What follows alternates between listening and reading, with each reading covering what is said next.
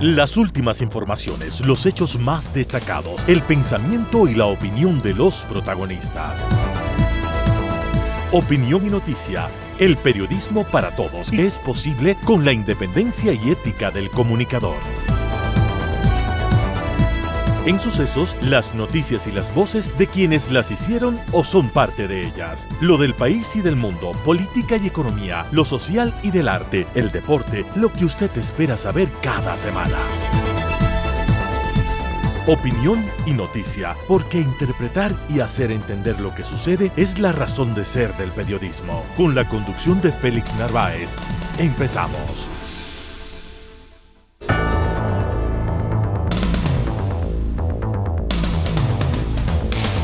Amigos, muy buenos días, gracias por acompañarnos como todas las semanas en el 101.7 FM de Sucesos. Estamos emitiendo esta propuesta periodística de información y de opinión. Recuerde usted que estamos en el www.radiosucesos.fm y también estamos en el Facebook, en el Instagram, en el Sistema X a través de la dirección electrónica @Radio Sucesos SE, Radio Sucesos en el 101.7. Invitados y temas trascendentales para el día de hoy.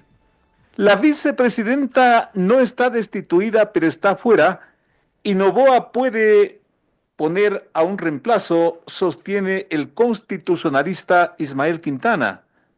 Juan Cubi y Dalton Bacigalupo creen que el debate presidencial mostró una pérdida para el país. Será determinante lo que ocurra de aquí en los siguientes días, advierten. ¿Extender el metro de Quito es posible, pero será viable? Hay que primero resolver esa pregunta, afirma el experto en seguridad Guillermo Abad, y experto también en movilidad.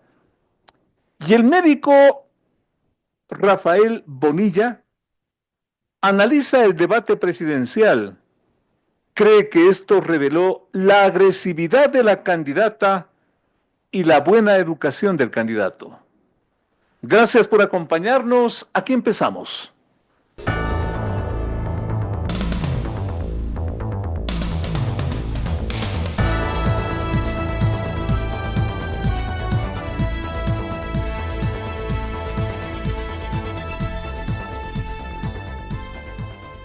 Unas horas haciendo promoción política y el resto del tiempo como presidente, el candidato Daniel Noboa inició su campaña electoral para las elecciones del próximo Domingo de Ramos.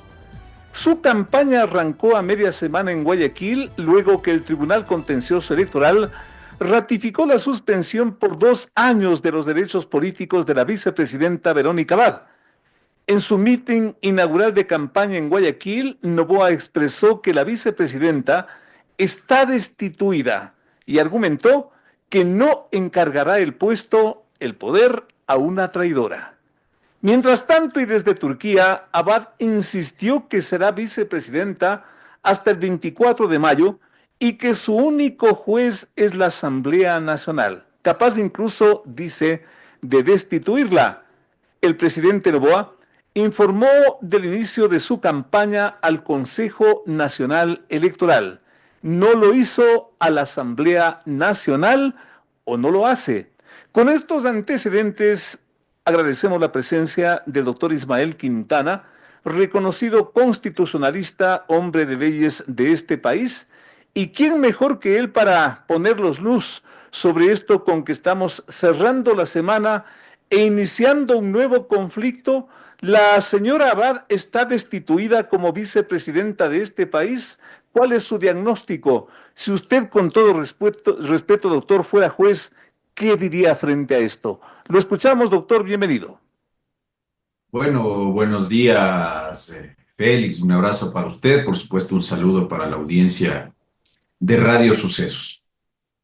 Bueno, yo creo que hay una serie de imprecisiones y de confusiones, de lado y lado.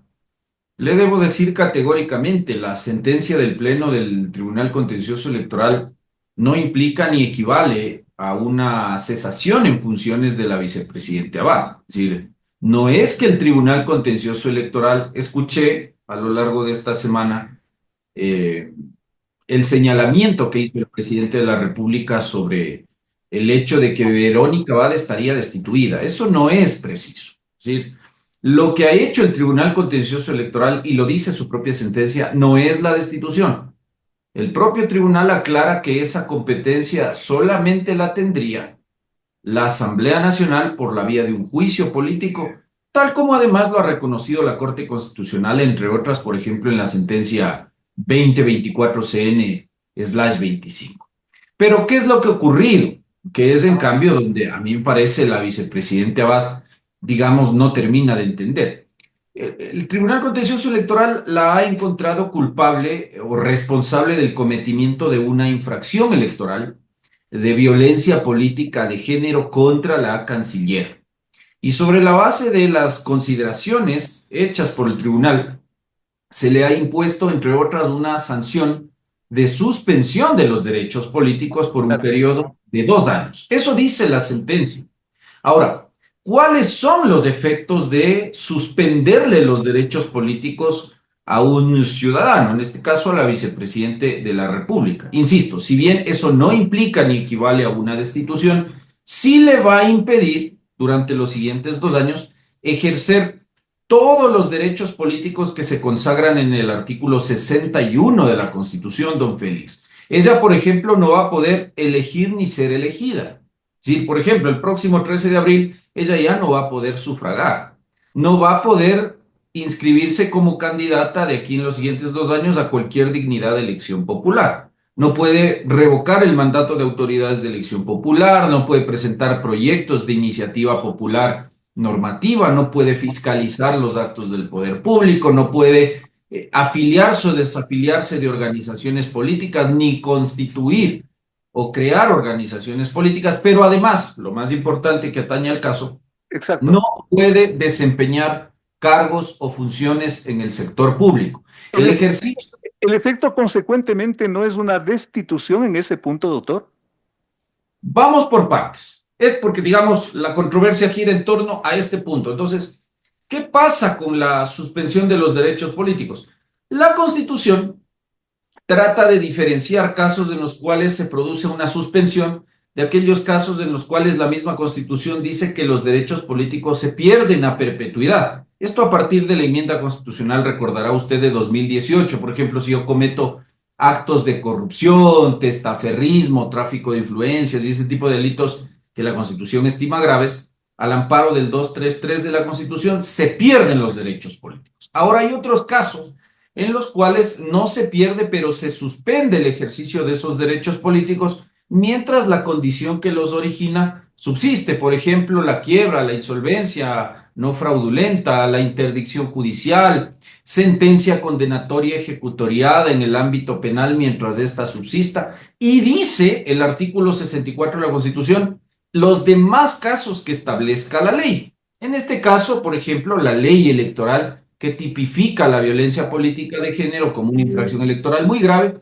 y que establece como consecuencia del cometimiento de esa infracción la suspensión de los derechos políticos por un periodo de entre 2 a 4 años. En este caso le han aplicado incluso la sanción menos gravosa. ¿Qué implica entonces esto? Que en el caso concreto de la señora Abad no puede ejercer función pública durante los siguientes 2 años. Y las funciones públicas o los cargos en el sector público tienen distinta denominación. El gran problema que tiene ahora Verónica Abad es que con la Constitución de 2008 el régimen de tratamiento para servidores y funcionarios públicos es uno solo. La Constitución en el artículo 229 entiende que funcionario o servidor público es cualquier persona que bajo cualquier título, denominación u origen presta sus servicios para el Estado. Entonces, en este caso, el ejercicio de la vicepresidencia de la República, con independencia del origen del cargo, que en este caso es de elección popular, la convierte a Verónica Abad naturalmente en una servidora pública. Y en esas condiciones, por efectos de esta sentencia del Tribunal Contencioso Electoral, ella no va a poder continuar con el ejercicio del cargo, no por una destitución, no, digamos, no porque se le ha removido del cargo o porque se le ha cesado en el cargo. Verónica Abad sigue siendo hasta el 24 de mayo de este año vicepresidente de la República.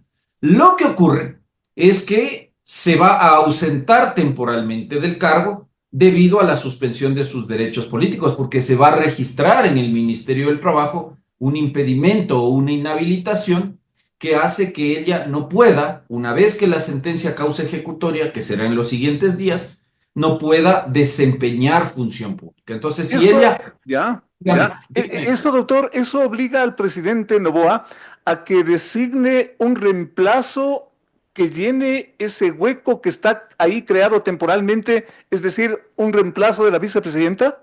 efectivamente. Entonces, como se va a registrar esta Claro, inhabilidad o impedimento para desempeñar cargo público, se va a producir en este caso la ausencia temporal de la vicepresidenta Abad. exacto. ¿Por qué razón? Porque ahora sí podemos hablar jurídicamente de un caso de fuerza mayor.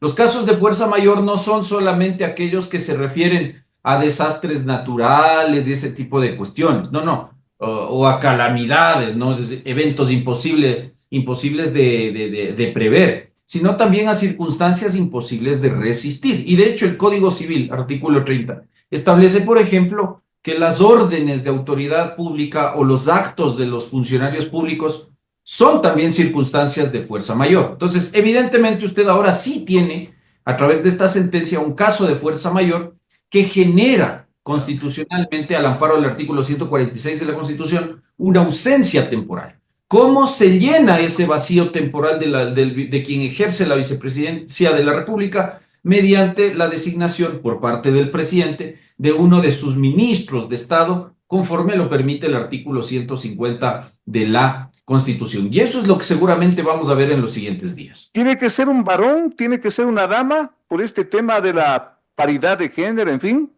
Eso en este caso es indistinto. La Ya, obligatoriedad de la paridad de género es para aquellos casos de inscripción de las candidaturas. Entonces, por ejemplo, si el binomio se va a inscribir en el Consejo Electoral, la ley electoral manda que haya paridad de género. Si el candidato a ya, presidente es hombre, muy claro, debe ocupar la candidatura vicepresidencial una mujer o viceversa. muy En este claro. caso, la Constitución no ordena que haya paridad de género, así que eso quedará, digamos, en manos del presidente de la República. He leído en algunos medios de comunicación que él sugeriría probablemente insistir en la secretaria Cynthia Gelli, ¿verdad? Así que lo más probable, creería yo, es que el reemplazo temporal de Verónica Abad será, sin lugar a dudas, probablemente, más bien dicho, la secretaria Cynthia Gelli, que además Y final, permanecerá en el cargo, a quien se le designe, sea Gelibert o sea cualquier otro ministro o secretario con rango de ministro,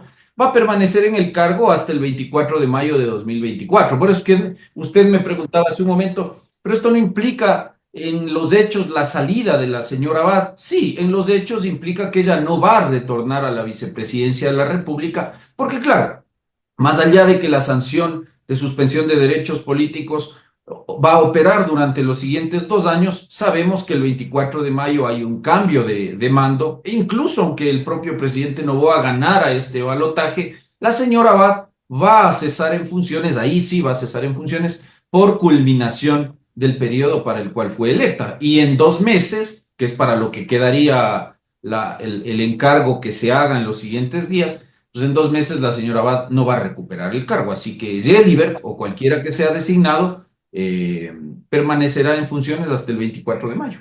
una precisión final, doctor, y muy cortita, tenga la bondad por el tiempo. ¿El presidente obligado a notificar esto a la Asamblea? ¿Basta con la notificación a la autoridad electoral?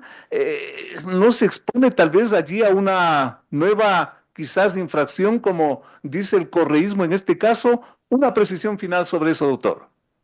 Respecto a qué se refiere usted, ¿al tema de la licencia o al asunto de Verónica Abad?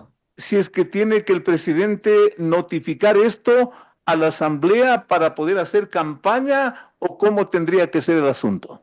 No, a ver, yo creo que son cosas indistintas. En el tema de Verónica Abad, la Asamblea Nacional no tiene nada que hacer. Es decir, esa es una situación que se ha resuelto en el contencioso electoral, que tendrá que inscribirse la inhabilitación en el Ministerio del Trabajo y tan pronto aquello ocurra, el presidente podrá emitir el decreto ejecutivo encargando la Ya, vicepresidencia muy de sus claro. ministros de Estado. ¿Ya? Ya. Ahora, en lo otro, se sigue discutiendo el tema de si Noboa debe o no debe pedir licencia para hacer campaña electoral. Con usted hemos conversado de este tema, usted conoce mi posición. Yo soy de aquellos que ha sostenido que el presidente Noboa, en virtud de una sentencia interpretativa de la Corte Constitucional del año 2010, que a mi modo de ver zanja esta discusión porque llegó a determinar que quien es electo en un contexto de muerte cruzada y decide inscribir su candidatura para el siguiente proceso electoral para un periodo completo, no está yendo a una reelección, mientras que la ley reformada 10 años después de esta sentencia interpretativa establece que la licencia sin sueldo se utiliza solamente en casos de reelección inmediata para el mismo cargo. Entonces tenemos como resultado que si hay una regla interpretativa de la Constitución que me dice que en este caso específico no hay reelección y la ley me dice que la licencia se pide solo en caso de reelección, la conclusión para mí es muy clara. Noboa no está yendo a la reelección y por lo tanto no requiere de la licencia. Ahora, también hay que aclarar, ¿el hecho de no pedir licencia implica que Noboa comete infracción electoral? Exacto. La respuesta es no. La reforma al Código de la Democracia, concretamente al 93, al artículo 93, está tan mal hecha, don Félix, que si bien establece la obligación, vamos a asumir que Noboa estuviese en la obligación de pedir la licencia como sostienen otros colegas. ¿Cuál es la consecuencia jurídica de no pedir la licencia? La respuesta es ninguna. Porque si bien se establece la obligación de tomar la licencia para hacer campaña, Es si es, funcionario público. si es que no la tomo, no hay consecuencia jurídica de no hacerlo, porque la ley electoral no tipifica esto como infracción electoral y por lo tanto no establece tampoco una sanción en el caso de que no se tome la licencia. Ahora, punto número 3, porque sé a dónde iba con esta última inquietud suya. El tema de ser funcionario público. Efectivamente. El hecho de tener o no tener licencia le da patente de corso a un funcionario público para participar en actos de inauguración de obra pública, para inducir ilegítimamente mediante presiones, amenazas, chantajes al voto, o para utilizar recursos públicos para hacer campaña electoral. La respuesta es no, no, don Félix. Entonces, el cometimiento de estas 3 otras infracciones electorales no está supeditado al hecho de que el presidente de la República, en tanto servidor público, pida o no pida licencia. Si es que el presidente pidiera el día lunes o el día martes una licencia a la Asamblea Nacional, ¿eso significa que automáticamente el presidente puede utilizar recursos públicos o que puede participar en actos de inauguración de obra pública? No. Entonces, son infracciones electorales que pudiesen cometerse con independencia de que el servidor público goce o no goce de una licencia. Entonces, sí me parece que en la discusión hay que separar las dos De cosas. acuerdo. Parece que hay colegas que han confundido y mezclado los temas diciendo, no, es que si no pide licencia, está usando recursos públicos. No, esa es una infracción electoral que se puede cometer, insisto, con o sin el goce de una licencia. Tanto es así que el presidente de la República hoy ya tiene 3 denuncias en el Tribunal Contencioso Electoral precisamente por el cometimiento, según sus denunciantes, no según lo que yo he dicho, según los denunciantes, de estas 3 infracciones electorales. Entonces, ahí está la muestra más clara de que no pedir licencia no tiene ninguna relación con estas 3 infracciones electorales por las cuales, insisto, el presidente Noboa ya ha sido denunciado. Clarísimo, clarísimo, doctor, agradeciéndole a nombre de nuestros oyentes una cuestión tan compleja, en el fondo tan técnica, pero también política. Doctor, muchísimas gracias, muy amable. Un gusto Un tenerlo. abrazo. Gracias al doctor Quintana. Miren ustedes cómo son las cosas. Una situación muy compleja, pero como nos explica el doctor Quintana, hay que separar lo uno de lo otro. El caso del tema vicepresidencial y el caso de esta autorización que muchos analistas, muchos especialistas unen lo uno con lo otro y se torna más complejo de lo que parece. Amigos, volvemos con más. Entrevistas importantes que tú quieres escuchar, la mejor información, la más grande opinión, periodismo de verdad. Con Félix Narváez.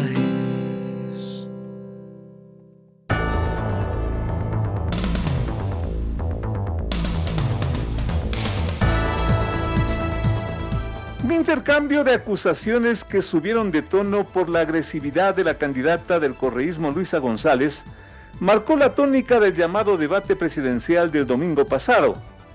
El candidato Noboa quiso ampararse en los logros de su gestión, pero al también apelar a los chats de la llamada Liga Azul y afirmar que los denominados tetones de la piscina, especialmente Ronnie Aliaga y Javier Jordán, son parte de las mafias que financian la candidatura correísta de la señora González, el asunto subió de tono. Mira, Daniel, y mírame a la cara. No tienes la capacidad. No te permito que me faltes el respeto, porque estás acostumbrado a humillar y maltratar a mujeres, desde tu hija, tu ex esposa, la vicepresidenta, la exministra, a todas. A mí me respetas y deja de ser majadero. González intentó relacionar a Noboa y a las empresas de su familia con el narcotráfico. Insistió en mostrarlo como machista y con problemas psicológicos de atención durante el debate. Incómodo pero sonriente, algo desconcertado, el presidente Noboa no perdió el control. Luisa,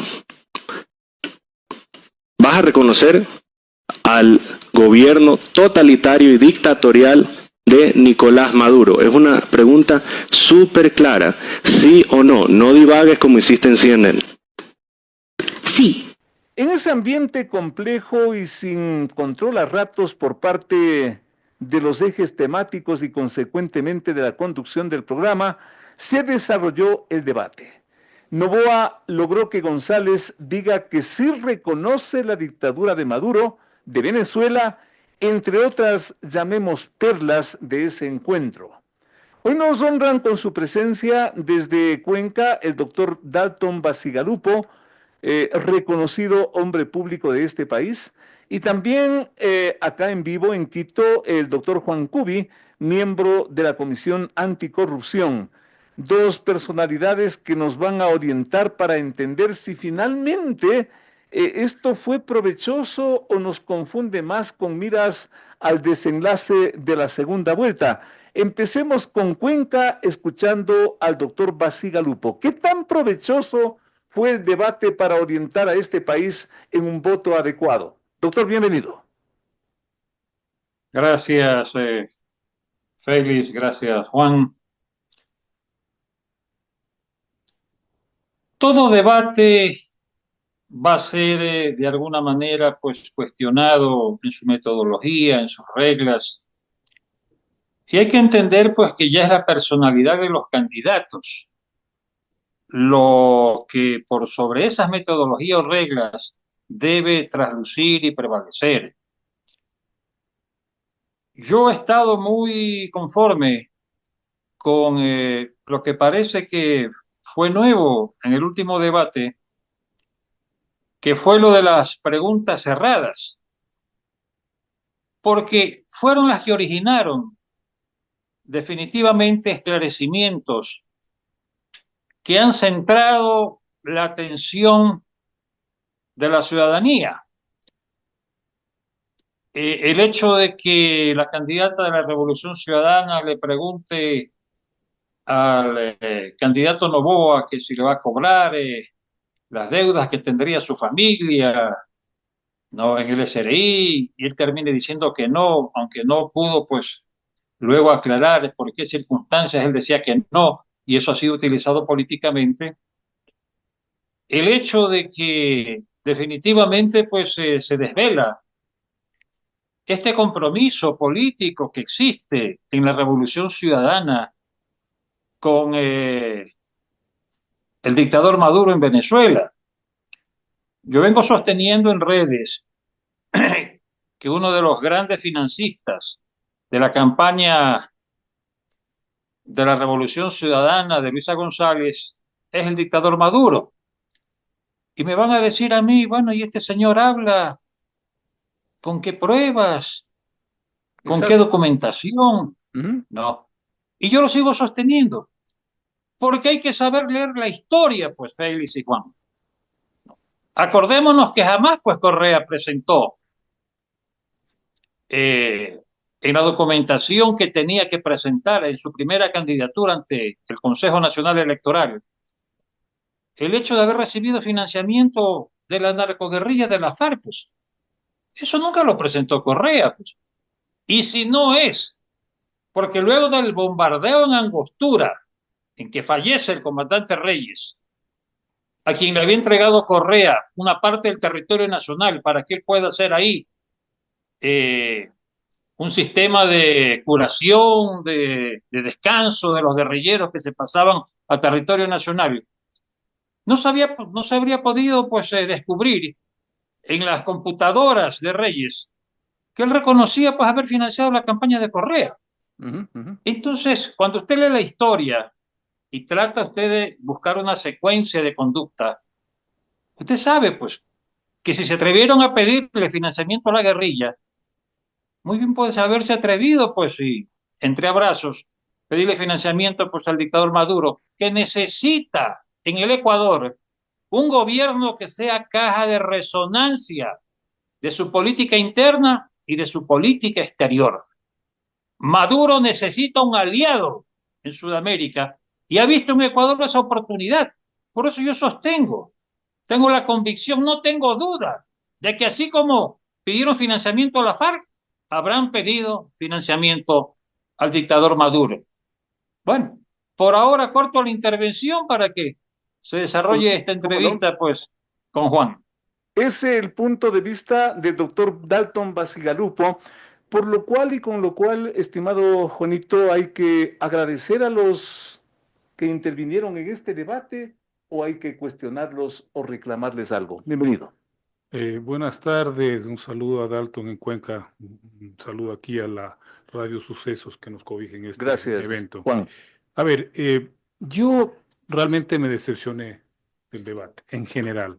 Creo que fue un debate planteado con una estrategia absolutamente clara, pero eso apuntaba a refrendar el voto más fanatizado de lado y lado. Es decir, ese voto que no es necesariamente duro, pero se expresó en la primera vuelta con cierta firmeza y lo necesitan porque si están en un empate tan estrecho, es posible suponer que los resultados de la segunda vuelta puedan ser también estrechos. ¿Después de esto subsiste el empate, Juan? Yo creo que sí, yo creo que no hubo ningún ganador, perdió el país porque perdió el país porque lo que la gente quería es entender cuáles eran las diferencias de fondo entre ambas candidaturas respecto de una estrategia de manejo del país, en la economía, en la política internacional, en el tema de seguridad, etcétera. Y eso no fue posible. No, porque en realidad se enfrascaron los candidatos en tratar de desgastarlo, tratar de agredirlo al rival, tratar de alguna manera de desnudar una cierta imagen que aparentemente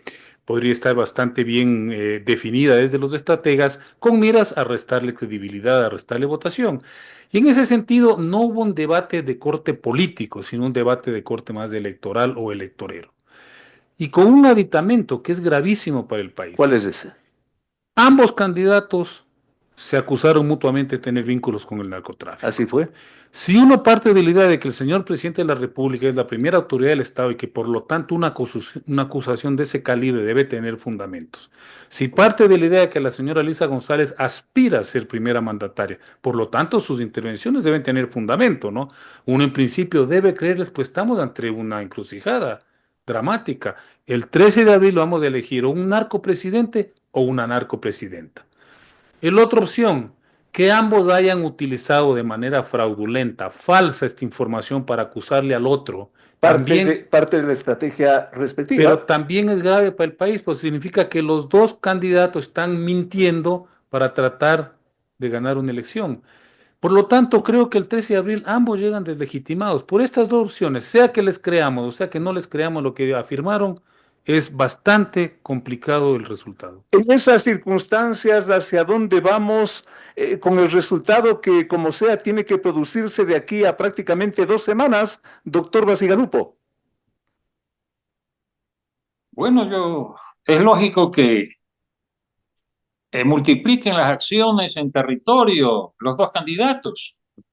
Y yo creo que la acción de gobierno también va a impulsar un voto que puede ir al lado emocional, al lado de la gratitud, al lado de la esperanza, cuando medidas que anuncia el presidente de la República y que solo las puede dictaminar él como presidente y no su candidata opositora, Doctor porque no está en el Basigalupo, poder, porque nos habla pues de bonos, ¿cómo nos no? habla pues de ayudas a sectores deprimidos con este azote pues no de las lluvias, de las inundaciones, de la pérdida de cultivos, hace este presente en el agro y con otros grupos de la sociedad.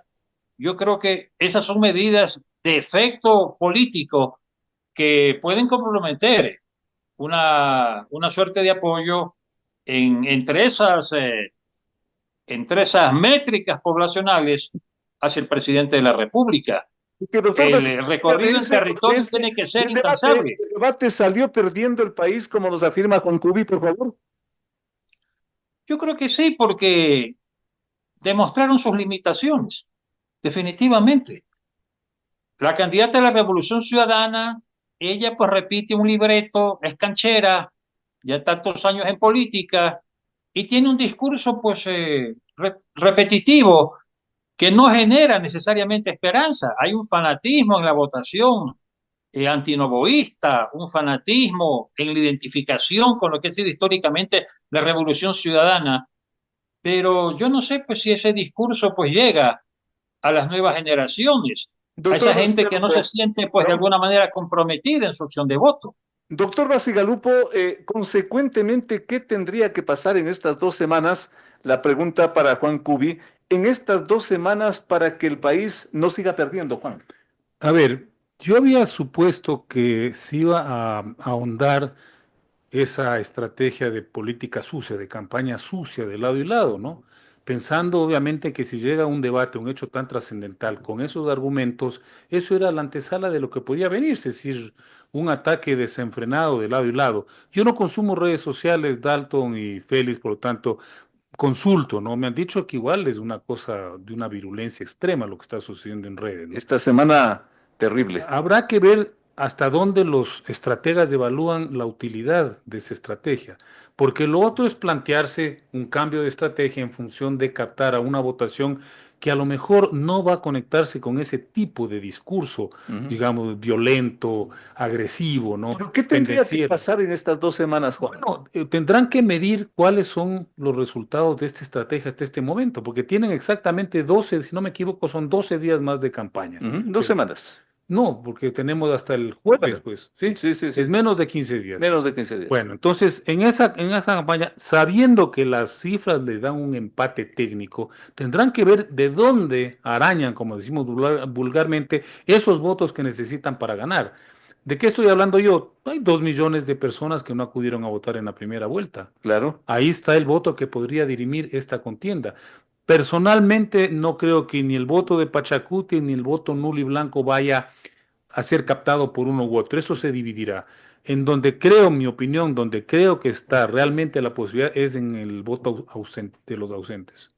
En el voto de los ausentes podría estar la clave de todo esto, doctor Basigalupo.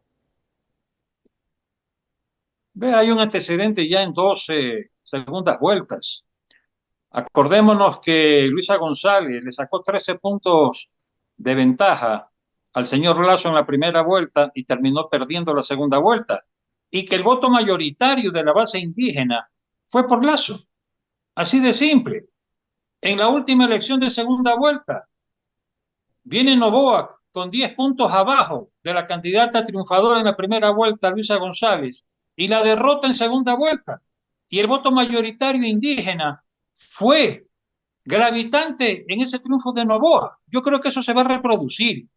Pero cuando yo le decía, entre otras cosas, que había iniciativas que podía generar el presidente de la República en su condición de presidente y que pueden movilizar segmentos del electorado, vea usted lo que está previsto en estos días, en las próximas horas, una entrevista del presidente Noboa con el presidente Trump. Así es. Yo tengo la seguridad de que eso sumará en el imaginario de algún segmento del electorado, de estos que están entre la indecisión, el blanco y el nulo, de que la colaboración y el apoyo de los Estados Unidos en la lucha antinarcodelictiva en el Ecuador es sustancial y que es bueno que se abrace, pues, el presidente Trump con el presidente Noboa y le ratifique el respaldo a las políticas de confrontación y contención de este azote de la actividad narcodelincuencial. Yo creo que eso va a ser un punto a favor.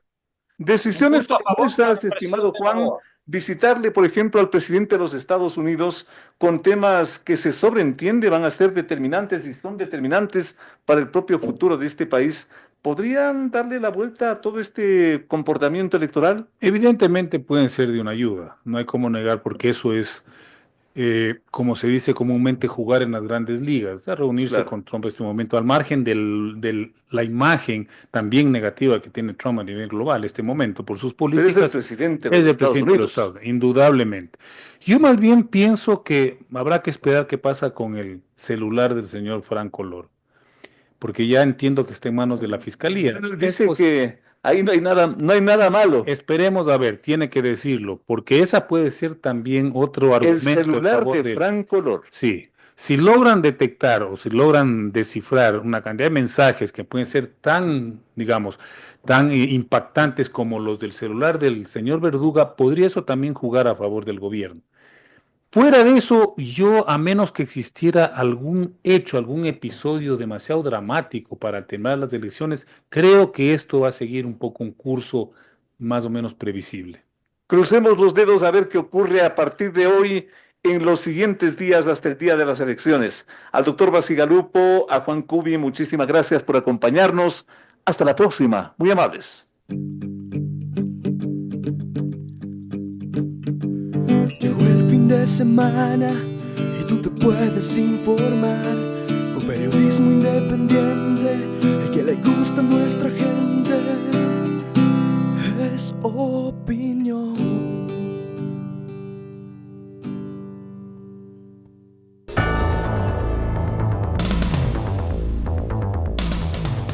La problemática de la educación vial, particularmente en Quito, refleja los altos niveles de siniestralidad y confirman la peligrosidad a la que ha llegado este problema, particularmente en la capital.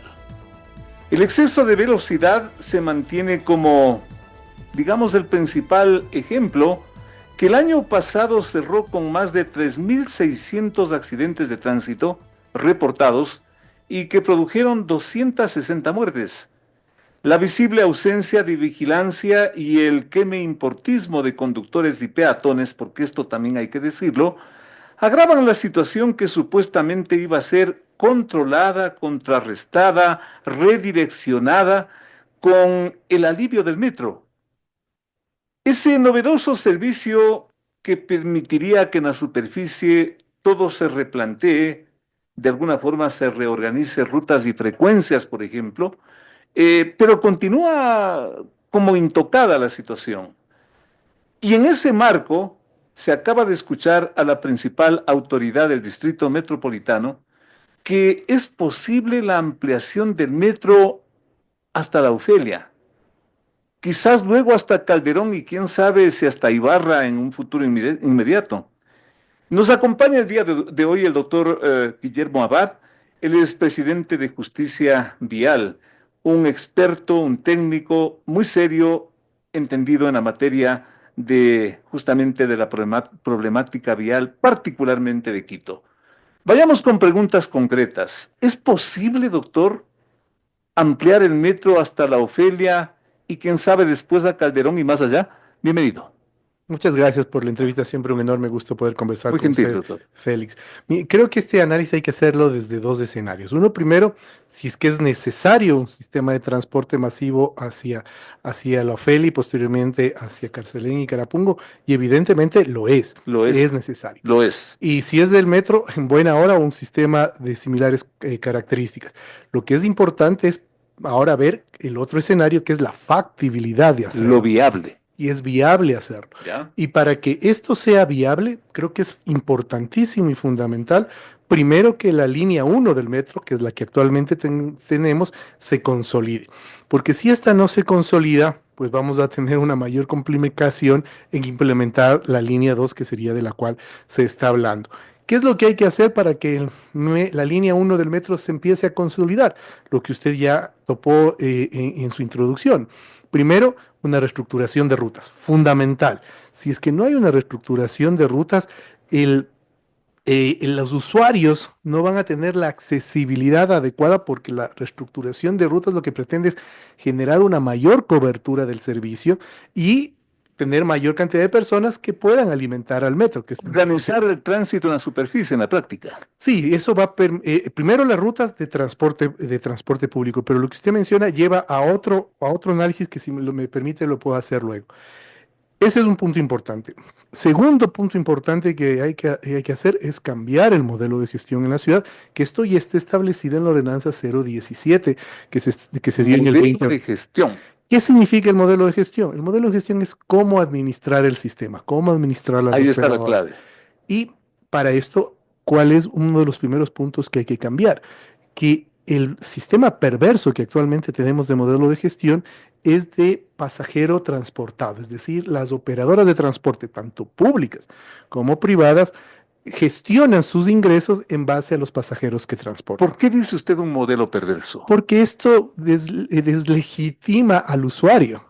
El usuario ya no se ve como usuario, sino se ve como una moneda, como un rubro económico, y consecuentemente los parámetros de calidad de servicio bajan. Ejemplo, si un conductor de un transporte ve que hay una persona con discapacidad o que tiene tarifa preferencial, simplemente no lo lleva, porque es 50% menos de sus ingresos en ese usuario. Entonces lo ven como un objeto. Si es que se cambia el modelo de gestión que está establecido en la ordenanza 017 a través de las resoluciones que son parte de la misma, se establece el pago a través de una fórmula que incluyen ¿qué factores?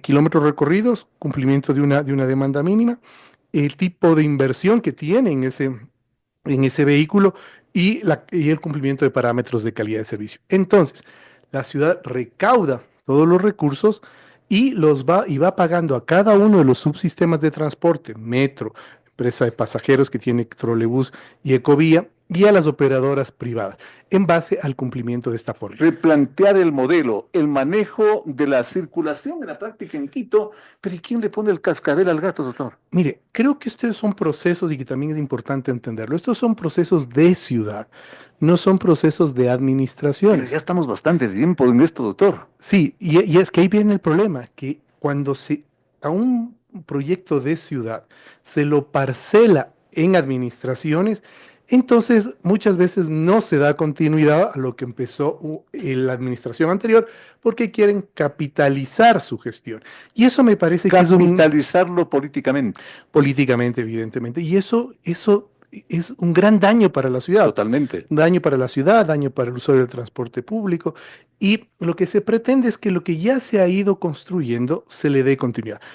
Creería y creo que en el caso de lo que acabo de mencionar, que hay otro factor que es importantísimo para que empiece a tener lógica la reestructuración de rutas, para que empiece a tener lógica el modelo de gestión, es que tengamos un sistema integrado de transporte público. Es decir, los dos primeros que comenté son requisitos indispensables para poder llegar al ansiado sistema integrado de transporte público. Sistema integrado de transporte público, que suena muy complejo, pero que en pocas palabras significa todo lo que nos está explicando. Sí, ¿y qué significa esto también? Que una persona, el usuario, porque hay que pensar siempre en el usuario, pueda moverse dentro de la ciudad con una sola tarifa, por ejemplo. Por eso el sistema integrado de transporte público tiene varios escenarios: sistema integrado de transporte tarifario, sistema integrado operacional, sistema integrado físico. Físico, por ejemplo, que los varios subsistemas lleguen a estaciones multimodales, donde pueda usted tomar el metro, el trolebús, el sistema convencional. Ya tenemos una, el Labrador, por ejemplo, tenemos otra aquí. Esa es una integración física. Hay una integración operacional, en donde los transportistas dejan de ser competencia y empiezan a ser socios entre todos los subsistemas. Actualmente desintegrados, la operadora A es competencia de la operadora B. Y ni hablar del metro y ni hablar de la empresa de pasajeros. Ahí hay un bloqueo. Exacto, porque están desintegrados. Entonces no funciona el sistema. Tienen que estar integrados para que pasen a ser competencia entre ellos, pasen a ser socios entre sí. Mientras esto no se aborde, mientras esto no se resuelve, estamos sujetos a estas cifras terroríficas de la siniestralidad en Quito. Sí, pero permítame solo dar el último dato anterior. Para que estos dos cuajen, para que estos dos empiecen a tener realmente una operabilidad y una integración, se necesita necesariamente los sistemas integrados de recaudo y sistemas de administración global. ¿Qué son estos sistemas tecnológicos que están en la ordenanza y que ya se están implementando? Y eso creo que es bastante bueno para la ciudad. Son sistemas de gobernanza. Porque a veces cuando se escucha recaudo se piensa que solo es recolectar dinero. No, sí, obviamente se recolecta dinero, pero no solo es eso. La recolección de dinero es para que luego el Estado, a través de su gobernanza, en base a los datos que reciben de estos sistemas, como el número de pasajeros transportados, qué tipo de pasajeros transportaron, de qué hora se transportaron, de dónde a dónde se transportaron. Entonces el Estado tiene una información tan valiosa, tan importante, que le permite planificar y además permite realizar los pagos de manera justa, correcta, equitativa, basada en estos parámetros de calidad de servicio. Entonces, conseguido aquello, empieza a funcionar el sistema de transporte público de manera organizada, universal, accesible, como usted lo quiera llamar, dándole mejores beneficios al usuario. Y ese es el mayor estímulo para que el sistema de transporte público esté debidamente potenciado y el transporte particular, que es el que genera la congestión en la ciudad, empiece a dejar los usuarios de este tipo de servicio los vehículos en casa para usar el transporte público. Esa es la fórmula mundial, ese es el precepto mundial. Clarísimo. Mientras esto no se resuelva, consecuentemente, una ampliación, una segunda línea, más me suena a una propuesta política.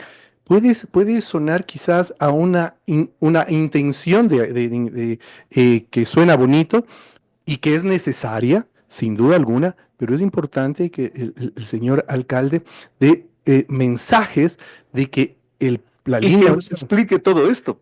Que la línea 1 está bien consolidada. De acuerdo. Y creería en muchos de los pasos que estamos dando que sí se están, yo he notado que se están dando pasos interesantes, pero que no se los está comunicando. Por ejemplo, ya contrataron el nivel 4, que es este nivel de gobernanza, esta plataforma de gobernanza donde puede determinar si es que se están cumpliendo los parámetros de calidad de servicio, si tienen un control sobre las operadoras, pero muy pocos lo saben. Se está implementando ya los sistemas integrados de recaudo tanto del metro como de la empresa de pasajeros, pero no lo sabe. Y creo que esos mensajes son los que quizás la ciudadanía no los conoce y que es importante que se los dé como mensajes de ciudad, no de administraciones, porque estos proyectos son de ciudad, cosa que sí, al siguiente año o después del periodo que corresponda, hay un cambio de autoridades a nivel administrativo o a nivel de dirección de la ciudad. El que venga se vea obligado a continuar con estos procesos y no a tratar de redibujar algo que ya está a punto de ser finalizado. Justamente por eso la invitación al doctor Guillermo Abad. Miren ustedes cuán valioso escuchar esta explicación frente a un tema que no es tan simple. Hagamos una segunda línea, bueno, pues hagamos nomás, pero y todo lo que tiene que resolverse para llegar a eso es lo fundamental. Doctor Abad, un gusto tenerle por acá. Hasta la próxima. Gracias. Solo un dato final. Si es que no se hace esta integración y si no tenemos los recursos requeridos debido a esta integración que se tiene que dar, a la ciudad le siguen costando anualmente $74 millones la operación del metro. Y solo hemos alcanzado 156,000 pasajeros día. Entonces, tenemos un gran déficit y la única manera de romper ese déficit es implementando lo que acabo de mencionar. El doctor Guillermo Abad, hablando la plena sobre la problemática del transporte, especialmente del metro en Quito. Volvemos con más. De 8 a 9, con el periodista Félix Narváez, otro aporte de Radio Sucesos a la opinión libre y enterada del oyente.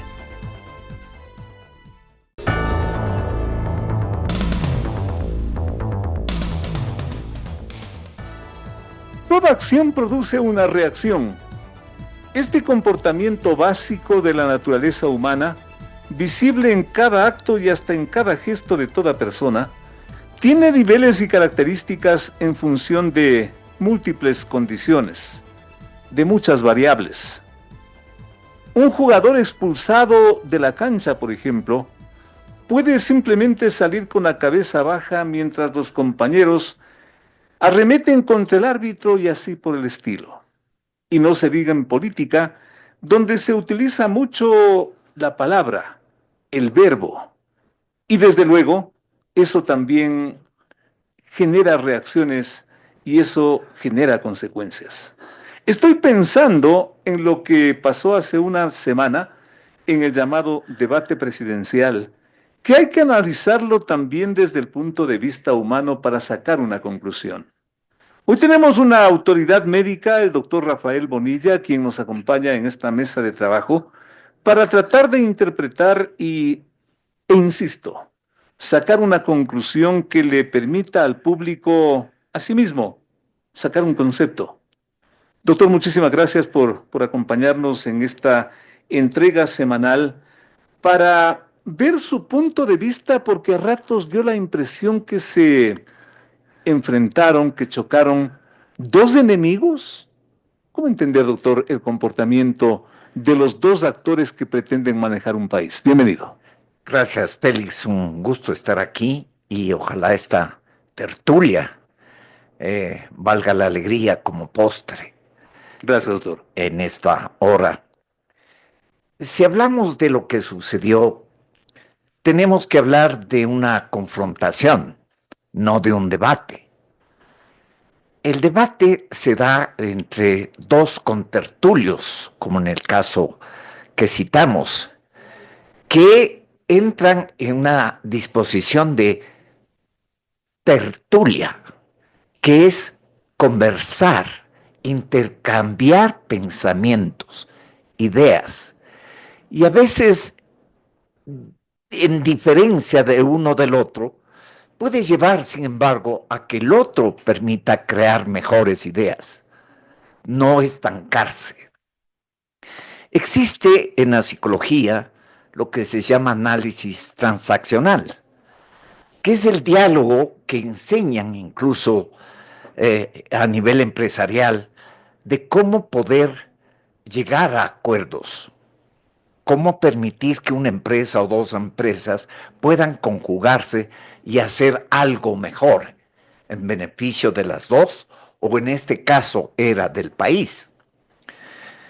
Pero en el análisis no puede haber tertulia cuando el uno habla en una disposición de adulto arrogante o el otro habla en una disposición de niño infantil. No se va a dar una tertulia. O va a predominar el adulto arrogante o va a predominar el niño en su morbo de inocencia, entre comillas. Trasladado eso al debate, ¿cómo hay que entender lo que pasó? Que lo que hubo es una persona cuya capacidad intelectual no ha podido crear en ella, en esa persona, una imagen de intelecto autosuficiente y ha tenido que aprenderse de memoria una serie de oraciones y una serie de lo que se llama disco rayado en el análisis transaccional, de cómo confrontar. Confrontar viene del antiguo latín confrontus, con la frente, pero en este caso una persona, hablo de la candidata, lo que hizo es la definición pasillera de bronquearse.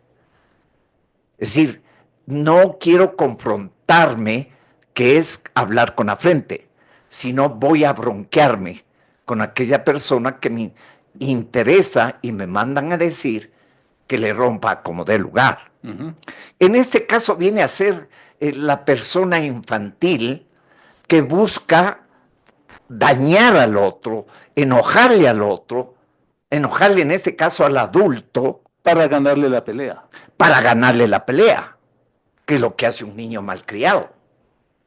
Y en el otro caso, que era el adulto que venía a proponer, a citar lo que en el proceso él quiere, y el gesto es palabra, demostrar lo que viene haciendo y lo que su respaldo académico y de herencia, diría yo, le ha permitido poder confrontarse en términos de decir, voy a servir al país.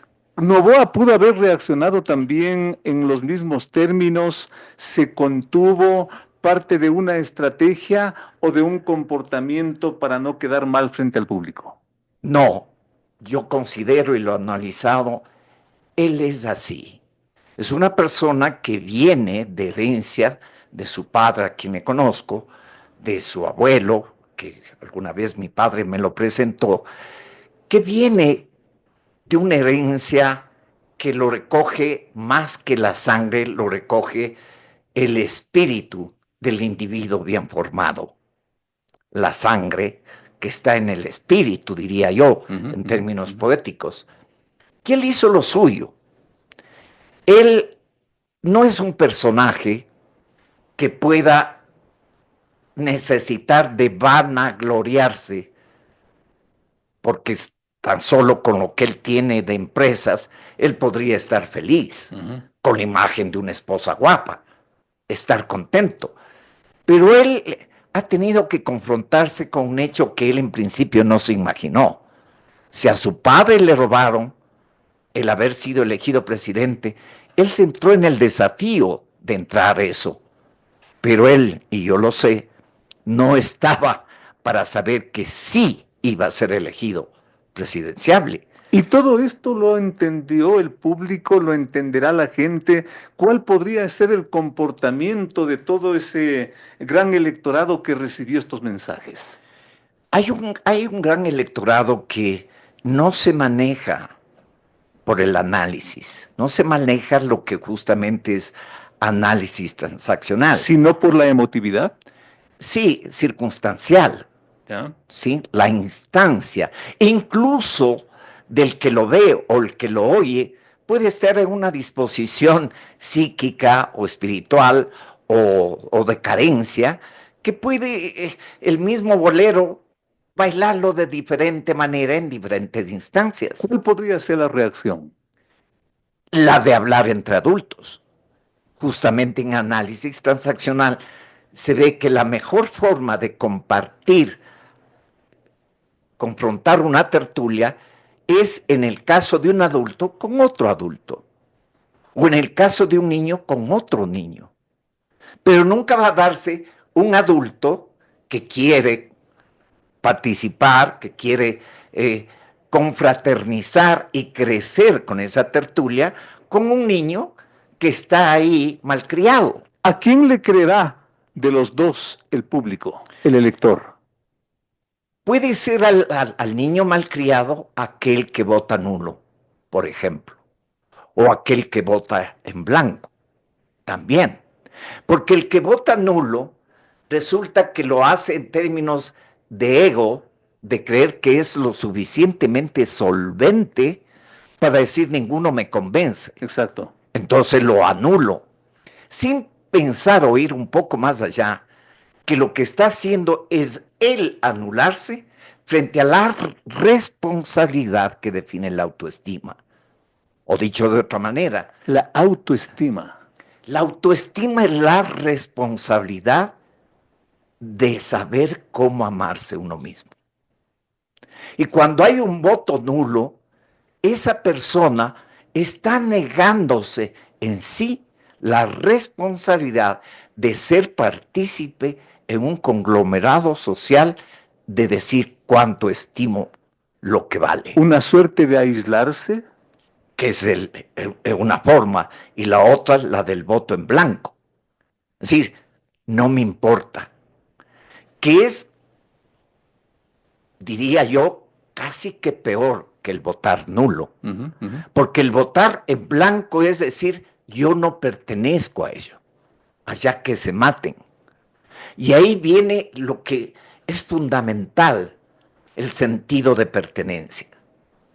El individuo, el ser humano, debe, para empezar, agradecer de que tiene pertenencia, el saber que hay una sociedad, una ciudad, un país, que le ha dado identidad, que le ha dado individualidad, que no es una apátrida, y yendo mucho más allá todavía, una apátrida del espíritu. O sea, voto en blanco. Si ganan o pierden, a mí no me culpen. Y si voto nulo, yo dije que ninguno servía. Y él no se da cuenta, y esa persona, ese sujeto, no se da cuenta que con ello no participó de él saberse con el deber y el derecho de pertenencia. O sea, no debería, en mi concepto, haber votos, el voto obligado, porque no tenemos una estructura social de educación que pueda definir que voy a votar con responsabilidad. De acuerdo. El voto responsable. El voto responsable. El voto que me va a llevar más allá y que voy a participar de ello y voy a luchar por ello. El voto obligado es el sujeto que necesite el papelito para los trámites que tengan que hacer después. Mas no es la identidad del individuo que se sabe perteneciente, en este caso a un país al que se debe, en el presente y en el futuro. ¿Por quién votar? En suma, como conclusión. 1, la honestidad. 2, la decencia. 3, la transparencia.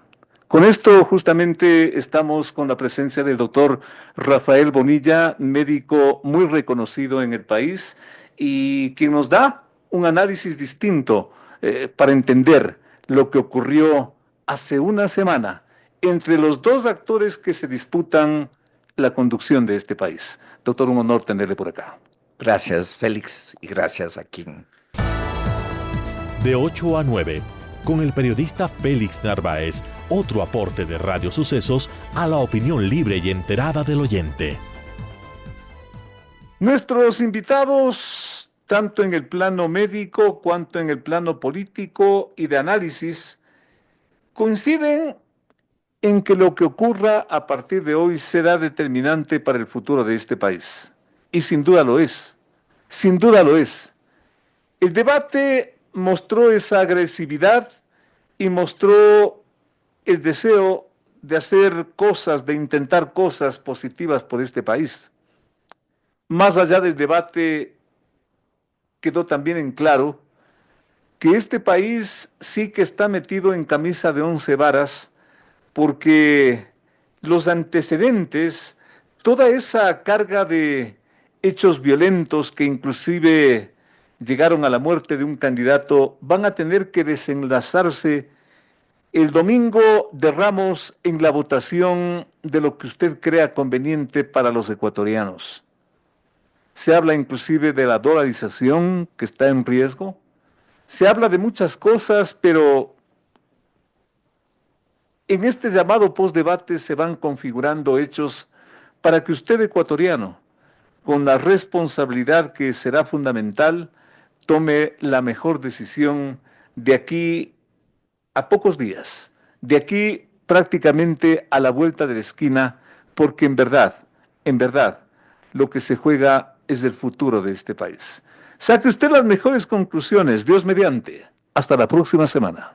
Las opiniones vertidas en este espacio por la producción y dirección del programa son de exclusiva responsabilidad de sus autores y de quienes intervienen en ellos. Los personajes, los hechos, las noticias, todo tratado con independencia y objetividad.